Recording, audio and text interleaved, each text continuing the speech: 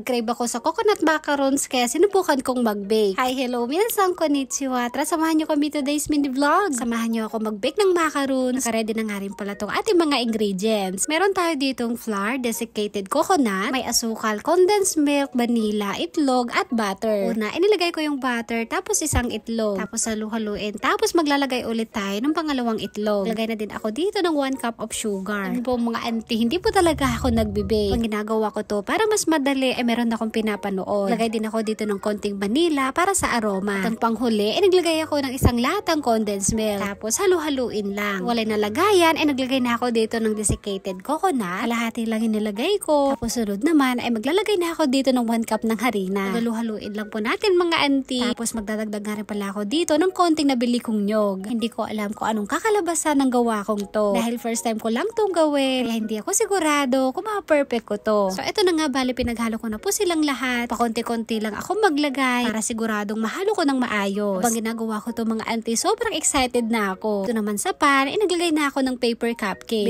Baker na tong si auntie nyo dahil may sariling baking tray. Dahil nag-crave ako ng coconut macarons, bumili ako ng mga gagamitin ko para makapag-bake. Iba talaga ang nagagawa kapag nag-crave tayo mga auntie.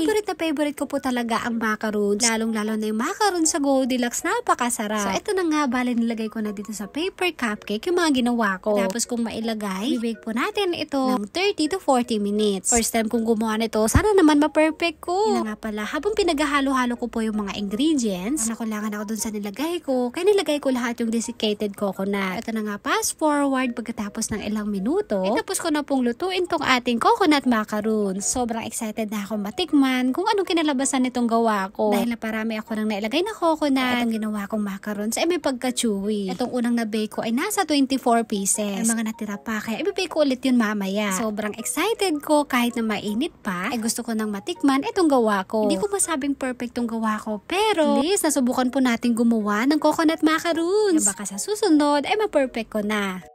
Mga auntie, tara kain po tayo ng coconut macarons. Wow! Alam nyo, ang sarap ng macarons ko. Ang chewy, ang tawag doon yung hatiin natin sa gitna. Wow! Oh! Tignan nyo naman yun mga auntie. So yummy!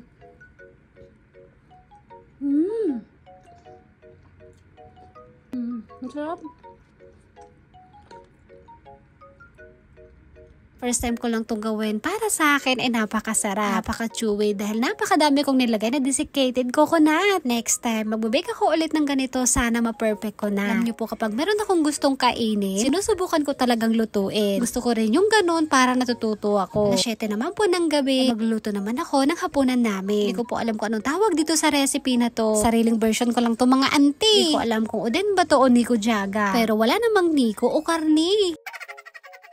Basta meron lang ako maluto na ulam na uncle yung hapon ay okay na. Ang palasa ay naglagay ako dito ng mirin at saka toyo. Tapos kanina nga pala ay naglagay din ako ng oden powder. Naman po mga auntie, ay hinugasan ko na tong seaweed saka ako hinati-hati. Luto po kasi ako ng sabaw namin miso shiro. Mainit na nga tong tubig kaya naglagay na ako dito ng dashi powder. Tapos naglagay na din ako ng miso paste. Pagkatapos kong matimplahan, sunod kong nilagay itong hinati-hati kong seaweed. Ito na po yung soup namin mga auntie, diba? Napakabilis kong lutuin. Para mas mabilis dito naman, ay hindi masayang tong ating puting ampalaya. Ikisa ko po siya mga auntie. Kinuha ko din po yung mga buto para gawing binhe para sa susunod ay meron tayong maitatanim ulit. Bale, ito nga palang ampalaya na to ay ito po yung tanim natin nung summer. Tapos po mga auntie, itong mini vlog natin na to, na-record ko pa nung nakaraang buwan. Pasensya na po kayo kung ngayon ko lang po ito na-i-upload. Pagkatapos kung mahiwa-hiwa tong puting ampalaya, naglagay ako ng konting asin saka ko po ipigain. Tatanggalin ko po kasi yung katas niya para hindi masyadong mapait. Etong kulay puting ampalaya na to, yung lasa nga pala ay mas mapait kaysa dun sa tanim ko na kulay green. Tapos kung mapiga, lagay na ako dito ng sesame oil. Ilagay ko na din tong ampalaya na piniga ko kanina. Sa pampalasa, naglagay ako ng konting dashi powder, mirin, konting tubig, asukal, at toyo. Hayaan ko lang po itong kumulo mga auntie hanggang sa maluto. Tapos naglagay nga rin pala ako dito ng sesame seed. Yun po mga auntie, itong recipe na to, nagaya ko po dun sa pinagtatrabahoan ko. Isip kasi ako ng ibang recipe na pwedeng iluto sa ampalaya. Kaya heto, ginaya ko po yung recipe nung katrabaho ko. Hindi ko nga lang po alam mga auntie kung same po yung lasa. Tapos kung magluto, naghahain na ako para makakain na kami. Ito na nga po mga ante yung simpleng hapunan namin. At syempre, dito nga pala sa mini vlog na to, kasama pa natin si Bunso. Pinatikim ko po sa kanya yung niluto kong ampalaya. Sabi nga niya sa akin, napakapait daw. Ako na lahat, pinagako na, naglagay na ako ng asukal. Tapos ganun pa rin yung lasa, napakapait pa rin.